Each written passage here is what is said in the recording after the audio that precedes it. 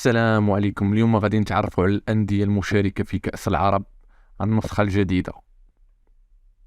أجريت مساء اليوم الاثنين قرعة الدورين الأول والثاني لبطولة كأس العرب بمدينة الرياض السعودية، والتي ستعرف نسختها هذه السنة مشاركة 34 فريقا، منهم 3 أندية مغربية، ويتعلق الأمر بكل من الرجاء الرياضي والوداد الرياضي والجيش الملكي.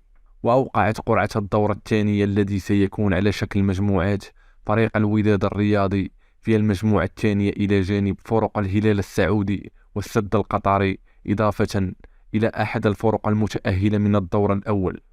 وأوقعت القرعة فريق الرجاء الرياضي في المجموعة الرابعة إلى جانب فريق شباب بلوزداد الجزائري والمتأهلين الأول والسادس من الدور الأول. والجيش الملكي سيواجه خصمه الاتحاد الليبي في الدور الأول للبطولة. وحسب القانون المعتمد في النسخة الجديدة فإن الدور الأول سيكون على مرحلتين قبل التأهل لدور المجموعات.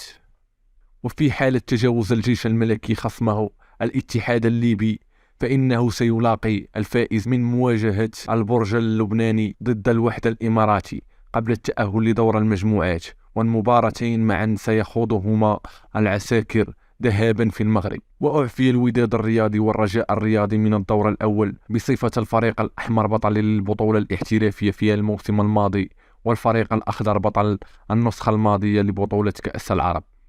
وفي الأخير لا تنسوا الاشتراك في القناة لكي يصلكم كل جديد الكرة المغربية والعالمية، وشكرا.